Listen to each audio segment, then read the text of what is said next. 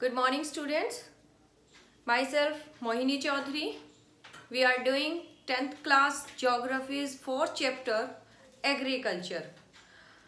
Agriculture जो आपका primary activities में इन्वॉल्व एक एक्टिविटी जो इकोनॉमिक एक्टिविटी है वो क्या है, आपकी प्राइमरी एक्टिविटी है, जिसके बारे में ऑलरेडी हम लोगों ने कहाँ डिस्कस किया है, आपके इकोनॉमिक्स के चैप्टर में हम ऑलरेडी एग्रीकल्चर के बारे में ये बात कर चुके हैं कि वो आपका एक प्राइमरी सेक्टर है। इंडिया के बारे में हम बात करते हैं क्योंकि पूरा सिस्टम जो है इंडिया के एग्रीकल्चर सिस्टम को ही स्टडी करना है। जैसा कि आपकी 10th की क्लास की ज्योग्राफी आपको रिसोर्सेज के बारे में बार बार बता रही है कि आपके पास किस टाइप के रिसोर्सेज हैं, उसी रिसोर्सेज में से एक आपका एग्रीकल्चर रिसोर्स की हम बात करेंगे। जो आप फूड लोगे वो फूड क्या कहाँ से आपके पास आया, जो आपके पास दूसरे नॉन फूड मटेरियल भी आप एग्रीकल्चर से ही प्रोड्यूस करोगे। तो पूरे इस चैप्टर के अंदर हम लोग एग्रीकल्चर के बारे में देखेंगे, एग्रीकल्चर का इंट्रोडक्शन लेंगे, फिर उसके बाद टाइप ऑफ एग्रीकल्चर करेंगे, देन आपकी क्रॉप्स का देखेंगे, क्रॉप्स के प्रोडक्शन के लिए जो मेथड्स हम लोग यूज करेंगे वो सारी चीज़। फर्स्ट नंबर पे अगर हम इंडिया के पार्ट पे बात कर रहे हैं तो इंडिया को एग्रीकल्चरल स्टेट डिक्लेयर किया हुआ है। स्टार्टिंग से जब हम बहुत छोटे थे तब से इस चीज़ के बारे में पढ़ते आए हैं, इंडिया एक एग्रीकल्चरल कंट्री है। एग्रीकल्चरल कंट्री है तो इसमें क्या किया, जो आपका एग्रीकल्चर है वो कैसी प्राइमरी एक्टिविटी है। प्राइमरी एक्टिविटी होने के साथ साथ वो क्या है, डायरेक्टली कनेक्टेड विद नेचर। आपका जो एग्रीकल्चर है वो किससे कनेक्ट करता है, नेचर से कनेक्ट करता है। क्योंकि जब आपने प्राइमरी सेक्टर की बात की और प्राइमरी सेक्टर की फर्स्ट कंडीशन क्या होगी, आप नेचर से डायरेक्ट कोई चीज क्या करोगे, नेचर को एक्सप्लॉइट करके तब कोई प्रोडक्ट प्रोड्यूस करोगे। देन बात करते हैं प्रोड्यूस रॉ मटेरियल। ये बात हम सबको अच्छे से पता है, एग्रीकल्चर में जो भी हम प्रोडक्ट तैयार करेंगे वो किसके लिए तैयार करेंगे, हम रॉ मटेरियल तैयार करेंगे आपके सेकेंडरी सेक्टर को सपोर्ट करने के लिए। आपका यहाँ पर कोई भी रेडी प्रोडक्ट नहीं होगा, क्या होगा, सब कुछ रॉ प्रोडक्ट आपके पास होगा। कहाँ पर, एग्रीकल्चरल सेक्टर में। रॉ प्रोडक्ट से मतलब क्या है, आप जो भी चीज प्रोड्यूस करोगे उसको डायरेक्ट कंज्यूम नहीं करोगे, जब तक उसके ऊपर कोई मैन्युफैक्चरिंग नहीं होगी, उसको अलग से आप तैयार रेडी नहीं करोगे तब तक वो आपको क्या है, आप उसको कंज्यूम नहीं करोगे। Fulfil the human need, yes, ये आपके ह्यूमन बीइंग की, हम इंसानों की बहुत सारी नीड को फुलफिल करता है। सबसे पहली बेसिक नीड क्या होती है, हमारे फूड को ही ये क्या करता है, हमारा उस नीड को फुलफिल कर दिया। Then visible term of production, इसके बारे में भी हम लोगों ने इकोनॉमिक्स में देखा था। जब इकोनॉमिक्स के बारे में प्राइमरी सेक्टर और सेकेंडरी सेक्टर को क्या बोलते हैं, हम विजिबल सेक्टर बोलते हैं। क्यों विजिबल सेक्टर बोलते हैं, क्योंकि इन दोनों सेक्टर में जो भी आप प्रोडक्ट रेडी करोगे वो विजिबल होगा, जिसको आप अपनी आइज से आसानी से देख सकते हो, या आप उसको बिल्कुल जो भी प्रोडक्ट, अगर आपने वीट प्रोड्यूस किया है वो आपको दिख रहा है, अगर आपने वीट से फिर क्या किया है, आपने आटा रेडी किया है वो भी आपको दिखेगा। आपका एग्रीकल्चर सेक्टर क्या है, विजिबल सेक्टर है। आप जो भी उसमें प्रोडक्ट तैयार करोगे, जो भी रॉ मटेरियल रेडी करोगे वो आपको क्या करेगा, विजिबल टर्म में दिखाई देगा। देन अगर हम बात करते हैं अब आपके एग्रीकल्चर के बारे में, एग्रीकल्चर जैसे कि सारे चैप्टर्स के बारे में जब भी हम लोगों ने बात की उसका ओरिजिन से स्टार्ट किया है कि आपका ये कैसे वर्ड बना है। एग्रीकल्चर की बात करते हैं तो एग्रीकल्चर आपका 2 वर्ड्स के साथ बनता है, agri plus culture. Agri mean land, culture mean आपका कल्टीवेशन, मीन लैंड पर जब आप कल्टीवेशन करोगे, लैंड कल्टीवेट करोगे, उसके बाद जो भी रॉ मटेरियल आपको मिलेगा वो क्या होगा, आपका लैंड कल्टीवेशन मीन्स आपका एग्रीकल्चरल सेक्टर की बात हम लोगों ने की। फिर बात करते हैं, आपके पास एक एग्रीकल्चरल ईयर होता है। एग्रीकल्चरल ईयर कैसे, कि आप जो क्रॉप जिस सीजन में आपको रेडी करनी है वो कैसे किस पैटर्न पे काम करेगी उसकी। अगर हम लोग एग्रीकल्चरल ईयर की बात करते हैं तो अपना एग्रीकल्चर ईयर चलेगा 1 जुलाई टू 30 जून।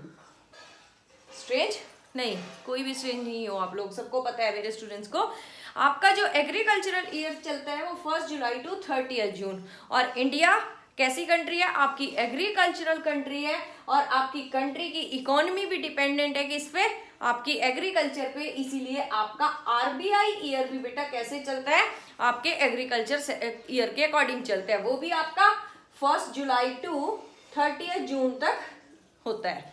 क्लियर। एक आपका नॉर्मल कैलेंडर ईयर होता है, वो कैलेंडर कैसा होता है आपका 1 जन टू 31 दिसंबर।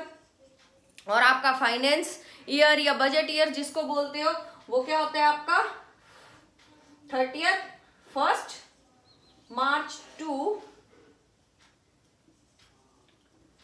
30 अप्रैल टू 31 मार्च। 30 अप्रैल टू 31 मार्च, ये आपके कैलेंडर के पैटर्न होते हैं। इस पैटर्न पे हम लोग काम करते हैं। कुछ आप फैक्ट्स देखते हैं कि आपके एग्रीकल्चर के बारे में। इंडियन एग्रीकल्चर की जब हम लोग बात करते हैं वो फैक्ट क्या होंगे, वो फैक्ट आपके पास क्या है बच्चे। सबसे पहली बात करनी है जो आपकी कंट्री की 52% पॉपुलेशन जो है वो कहाँ एग्रीकल्चर पे डिपेंडेंट है, डायरेक्टली और इनडायरेक्टली। ऐसी पॉपुलेशन आपकी 52% पॉपुलेशन कहाँ डायरेक्टली और इनडायरेक्टली आपकी किस पर, एग्रीकल्चर पर डिपेंडेंट है। क्लियर। देन फिर बात करते हैं जो 49% पॉपुलेशन है। कई बुक में डाटा आपको 52 भी मिलेगा, कहीं में आपको 55 मिलेगा, 56 मिलेगा, बट ये जो आपका रिसेंट डाटा बात कर रहा है उसके अकॉर्डिंग ये है। 49% पॉपुलेशन आपकी डायरेक्टली डिपेंडेंट है, जो पूरी तरह से फार्मिंग एक्टिविटीज में इन्वॉल्व है। वो कौन है आपके 49% डाटा आज हमारे पास है कि आपकी एग्रीकल्चर सेक्टर में इन्वॉल्व है। Then 2/3% of population of India directly dependent on agriculture, mean कि अपनी अर्निंग के लिए ये पॉपुलेशन 2/3 पॉपुलेशन डिपेंडेंट है किस पर, एग्रीकल्चर पर। फिर बात करते हैं जैसे कि ये बताया था 49% पॉपुलेशन इंडिया की इकोनॉमी एग्रीकल्चरल इकोनॉमी है। एट प्रेजेंट तो मिक्स इकोनॉमी के साथ हम काम करते हैं, लेकिन अगर फिर भी हम एक बेसिक चीज देखें, बेसिक इकोनॉमी आपकी आज भी एग्रीकल्चरल इकोनॉमी है। India is a agricultural economy, 49% population totally dependent. Account of are 35% of national income, इसका जो आपकी नेशनल इनकम में शेयर करते हैं आपकी एग्रीकल्चर सेक्टर वो 35% करेगा। बट जीडीपी के सेक्टर में हम बात करते हैं तो सिर्फ जीडीपी में शेयर अपना देता है 14% का शेयर होगा, जो कि बहुत कम है। ये इंडिया का दुर्भाग्य है कि एग्रीकल्चरल कंट्री होने के बाद भी उसका जीडीपी में शेयर बहुत कम है। आपकी एनसीईआरटी में भी 60 और 17% है, बट रिसेंट डाटा जो आपका बात करता है वो 14% की बात कर रहा है। फिर कुछ आपके फीचर्स हैं इंडियन एग्रीकल्चर की, जब हम बात करेंगे उसके कुछ जो फीचर्स हैं वो फीचर्स क्या हैं। सबसे पहले बात करते हैं, इंडिया जो है मिल्क प्रोडक्शन में अपना फर्स्ट रैंक लेकर आता है। हम लोग तो पीते ही दूध घी खाते ही हैं। फर्स्ट रैंक किसमें है, मिल्क के अंदर आपका फर्स्ट रैंक है। पूरे वर्ल्ड लेवल पर अगर ये कंट्रीब्यूशन की बात करते हैं तो ये 70% आपका वर्ल्ड लेवल पर कंट्रीब्यूट करता है। फर्स्ट रैंक आपका मैंगो में, बनाना, कोकोनट, पीस, पपाया में भी आपके इंडिया का फर्स्ट रैंक है। देन लार्जेस्ट प्रोड्यूसर है इंडिया किस चीज में, टी और शुगर में। शुगर के अंदर आपका शुगर केन के अंदर आपका लार्जेस्ट प्रोड्यूसर है टी और शुगर केन में। बट एक चीज यहाँ माइंड में रखनी है कि आपका टी में लार्जेस्ट प्रोड्यूसर है बट एक्सपोर्टर नहीं है। एक्सपोर्टर चाइना है। एक्सपोर्टर क्यों नहीं है, क्योंकि हम इंडियन लोग लार्जेस्ट प्रोड्यूसर भी है और कंज्यूमर भी है। जितना ज्यादा प्रोड्यूस करते हैं उतना हम कंज्यूम भी कर लेते हैं आपके टी को। फिर बात करते हैं लार्जेस्ट प्रोड्यूसर और एक्सपोर्टर आप किस में हो, स्पाइसेस में हो, मिलेट में हो, पल्सेस में हो और जिंजर के अंदर आप लार्जेस्ट प्रोड्यूसर भी हो और एक्सपोर्टर भी हो। देन सेकेंड लार्जेस्ट प्रोड्यूसर आप किस चीज में हो, जूट, बार्ले और सिल्क में आप सेकेंड लार्जेस्ट प्रोड्यूसर हो। फर्स्ट में सिल्क में क्या है आपका चाइना। थर्ड आपका लार्जेस्ट प्रोड्यूसर आप टोबैको में हो। क्लियर, हुक्का पीना होता है। फिर बात करते हैं इंडिया का जो फार्मिंग सिस्टम है, इंडिया की जो एग्रीकल्चर है वो किस चीज पे है भाई, वो डिपेंड, उसको बोलते हैं subsistence type of farming. India का जो एग्रीकल्चरल फील्ड है वो किस चीज, कैसी फार्मिंग है, सब्सिस्टेंस टाइप की फार्मिंग है। सब्सिस्टेंस टाइप की फार्मिंग की बात क्यों कर रहे हैं, एक ऐसी फार्मिंग सिस्टम जो हम सिर्फ अपने यूज के लिए उसको करते हैं, खुद के लिए और खुद की फैमिली के लिए। जब भी हम कोई चीज प्रोड्यूस करते हैं बस इस तरीके से हम उसको अपनी सेल्फ नीड को सेटिस्फाई करने के लिए हम क्या करते हैं, ऐसी फार्मिंग करते हैं एंशिएंट टाइम से ही। तो इसको आप क्या बोलते हो, सब्सिस्टेंस फार्मिंग की बात करते हैं। क्या क्यों है वो आपकी, इसमें भी कुछ चीज होंगी जिसके ऊपर ऐसा हम बोलते हैं कि वो सब्सिस्टेंस फार्मिंग है। फर्स्ट नंबर पे क्योंकि हम लोगों को डिपेंडेंट होना पड़ता है अनरिलायबल मॉनसून पर।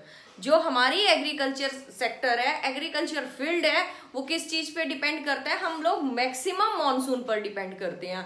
और अपनी कंट्री का मॉनसून कैसा है, अनरिलायबल मॉनसून है। वो 9th क्लास में आप लोगों ने क्लाइमेट चैप्टर देखा था तब पढ़ ही लिया था। तो आपका डिपेंडेंट रहते हैं हम लोग मानसून पर, और वो जो कि आपका अनरिलायबल मानसून है, 45% हम लोग उस पर डिपेंडेंट है। फिर आपके पास कुछ और डेटा आते हैं किस चीज के, आपके करंट इरिगेशन के। एट प्रेजेंट ये तो बिल्कुल हम जब एंशिएंट टाइम से बात करते हैं कि मानसून पर तो हम डिपेंडेंट ही थे। एट प्रेजेंट के आपके पास जो सोर्सेज हैं इरिगेशन के लिए वो आप क्या यूज करते हो, tubewell, well, canal, tank, multipurpose project और डैम्स जो आप यूज करते हो। कितना परसेंट वाटर आप किस चीज से लेते हो, कितना डिपेंडेंट है उसके ऊपर। ट्यूबवेल्स और वेल्स की बात करते हैं तो आप 60% आज डिपेंडेंट हो मैक्सिमम, इसी के ऊपर आजकल आप अपना इरिगेशन के लिए यूज करते हो। देन कैनल्स पर यूज करते हो। फिर आपका टैंक्स होगा जो आपका एनटीएससी में इससे रिलेटेड क्वेश्चन कई बार रिपीट कर लिया बेटा, टैंक्स इरिगेशन कहाँ यूज होता है, आपके प्लेट्यू रीजन में। और मल्टीपर्पज डैम पर भी आप डिपेंडेंट करते हो अपने इरिगेशन के लिए। फिर इसमें एक और चीज है, थोड़ा सा ट्विस्ट है, आप इन मेथड्स को बोलते क्या हो। एक आपका कन्वेंशनल मेथड है, दूसरा नॉन कन्वेंशनल मेथड है। जो आपका वेल्स और ट्यूब्स की जब हम ट्यूबवेल्स की बात कर रहे हैं वो क्या है, आपके कन्वेंशनल मेथड होगा। और जो आपका नॉन कन्वेंशनल मेथड है वो क्या है, आपका वाटर हार्वेस्टिंग की जो बात की थी लास्ट चैप्टर में, वाटर रिसोर्सेज में, और रेन हार्वेस्ट का जो वाटर है उसकी बात की थी।